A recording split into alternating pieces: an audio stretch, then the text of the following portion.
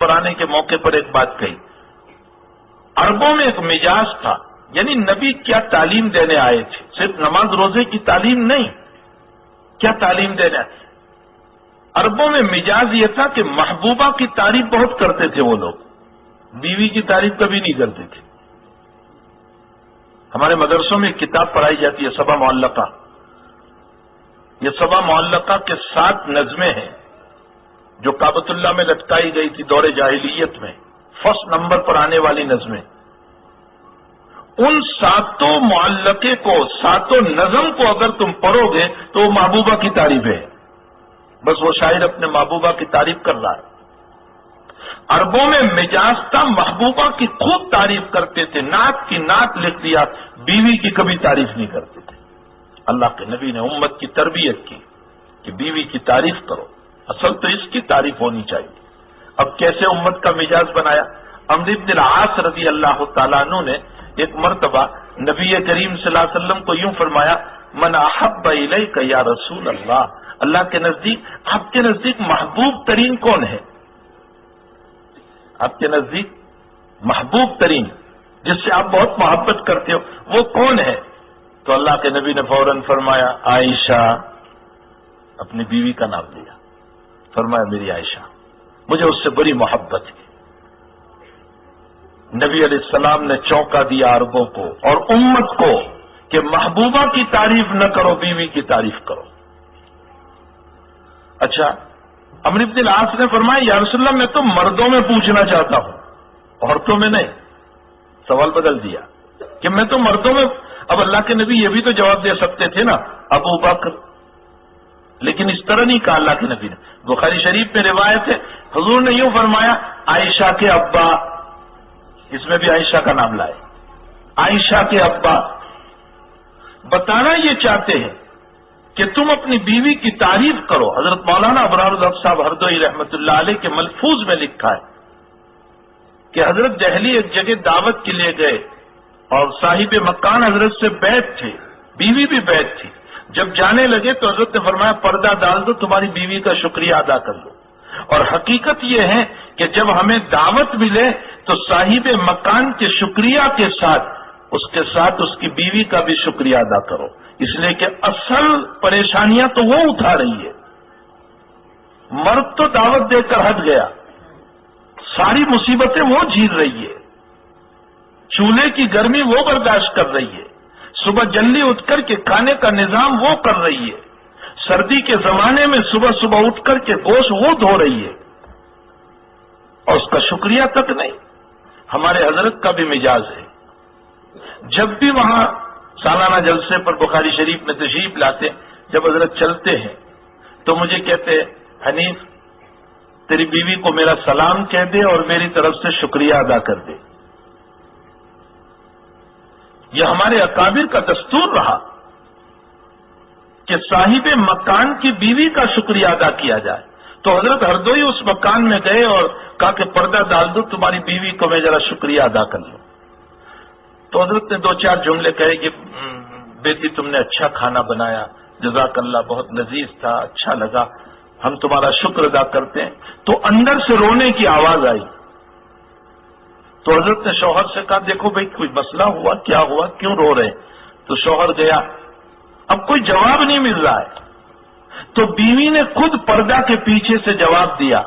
اس کی ہچکیاں جب ٹھنڈی ہوئی اور سانس ٹھنڈا ہوا، رونا کم ہوا، تو بیوی نے جواب دیا کہ حضرت آپ نے 1 مرتبہ کھانا کھایا، میرا شکریہ ادا کیا، میرا شوہر 24 سال سے کھا رہا ہے، کبھی شکریہ ادا نہیں کیا.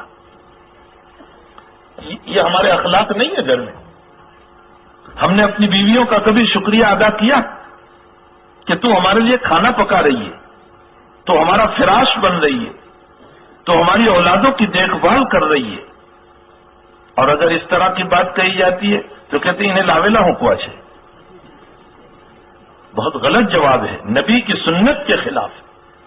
یاد رکھو اس کا احسان ہے، ورنہ فقہا کے اقوال اگر تم پڑھو گے تو کتابوں میں لکھا ہے بیوی کے ذمہ کھانا پکانا نہیں ہے. کتابیں اٹھا کر دیکھ لو، بیوی کے ذمہ کھانا پکانا نہیں ہے.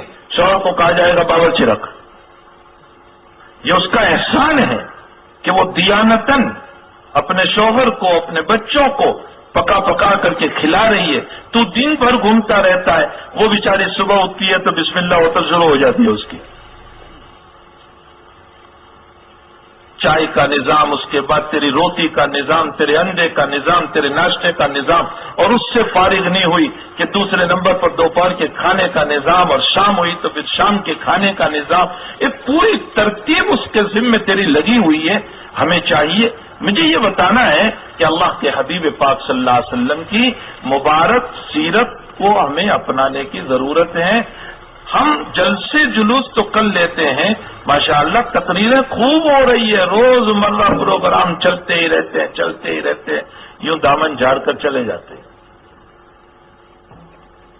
ہمیں اپنی زندگی کو ٹھیک کرنے کی ضرورت ہے، ہمیں اپنی زندگی کو بنانے کی ضرورت ہے، ہمیں نبی کی زندگی پر اپنی زندگی کو، اچھا نبی کا مزاج معاف کرنے کا تھا، میں مجمع سے پوچھتا ہوں اپنے سینے پر ہاتھ رکھ کر بتاؤ ہم نے کتنوں کو معاف کیا؟ ہم نے کتنوں کو معاف کیا؟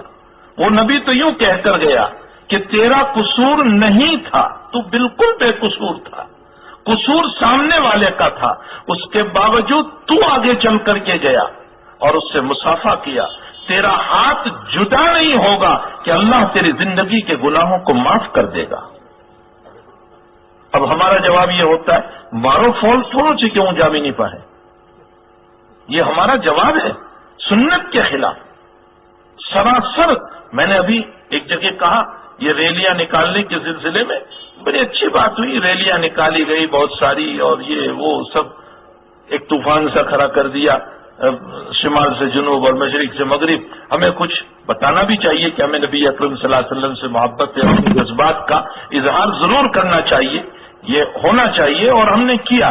لیکن اس کے ساتھ ساتھ میں ایک بات یہ کہنا چاہتا ہوں کہ جہاں ہم نے یہ ریلیاں نکالی اس کے خلاف جو ہمارے نبی کے خلاف بولا اور جو بہت بہت خراب لفظ بولا، آپ کو پتا ہے وہ کیا بولا ہے؟ ویسے ہی ریلیاں نکال رہے ہیں، آپ کو ڈی ایس پی پوچھ لے کہتے سو بولے لو چھے تھے تو ایک کو بھی پتا نہیں ہوگا۔ اس کمینے نے یوں کہا ہے کہ نبی کریم صلی اللہ علیہ وسلم اور ابو بکر کی دوستی سیکسی دوستی تھی، الیاذ باللہ ثم الیاذ باللہ ثم الیاذ باللہ، یہ اس نے کہا ہے۔ اور یہ آج تک کوئی اس طرح کی بات نہیں بولا۔ یقیناً ہمیں اپنے غم و غصے کا اظہار کرنا چاہیے ایسے موقع پر، ہم نے خوب کیا، لیکن میں آپ لوگوں سے سوال کر رہا ہوں، وہ تو غیر تھا، وہ نبی کو ماننے والا نہیں تھا۔ اگر اس نے میرے نبی کے خلاف بول دیا ٹھیک ہے، ہم تو آپ کے ہو کر آپ کو تکلیف پہنچا رہے ہیں، نبی محمد صاحب نے کہا ہم تو آپ کے ہو کر آپ کو تکلیف پہنچا رہے ہیں۔ دیکھو غیروں سے اتنی تکلیف نہیں ہوتی جتنی اپنوں سے ہوتی ہے۔ میں آپ کو ایک بات بتاؤں، اللہ کے نبی علیہ السلام فرماتے ہیں کہ مجھے سب سے زیادہ ستایا گیا پھر اور انبیاء کو۔ سوال یہ ہوتا ہے کہ سب سے زیادہ تو اور نبی کو ستایا گیا، زکریا علیہ السلام کے بعد میں تمہیں معلوم ہے کیا ہوا تھا؟ زکریا علیہ السلام کو ان کی قوم پکڑ کے لائی، زندہ کھڑے کیے ان کو، اور آرے کے ذریعے سے زندہ زکریا کے 2 ٹکڑے کر دیے۔ اور انبیاء کو بہت ستایا گیا، حضور فرماتے مجھے سب سے زیادہ ستایا گیا۔ اس کا جواب یہ ہے کہ اصل میں اور نبیوں کو ستانے والے پرائے تھے، حضور کو ستانے والے اپنے تھے۔ اور پرائے تھپڑ بھی مار دے تو اتنا نہیں لگتا، اور اپنے اگر گالی بھی دے دے تو بہت لگتا ہے۔ یہ تو پرایا تھا جو بولا ہے نبی کریم صلی اللہ علیہ وسلم پر، ہم تو آپ کے ہو کر کے آپ کو ستا رہے، نماز نہیں پڑھتے، حضرت کو تکلیف ہوتی ہوگی یا نہیں؟ جھوٹ بولتے ہیں، وعدہ خلافی کرتے ہیں، غداریاں کرتے ہیں، کیا نبی کو تکلیف نہیں ہوتی ہوگی؟ یقیناً نبی کو تکلیف ہوتی ہے۔ ہر جمعرات کو ہمارے اعمال کی پیشی ہوتی ہے حضرت کے سامنے نام کے ساتھ، تو میرا نام جب جاتا ہوگا تو کیا حضرت کو تکلیف نہیں ہوتی ہوگی؟ یقیناً تکلیف ہوتی ہوگی۔ ہم نے اس کے خلاف کوئی ریلی نکالی؟ اتنا بڑا مجمع ہے، آپ بتائیے مسجد میں کتنے آتے ہیں؟ دوستو آپ کہتے ہیں مصحف باہر پروگرام رکھوانا. میں نے پوچھا کیوں؟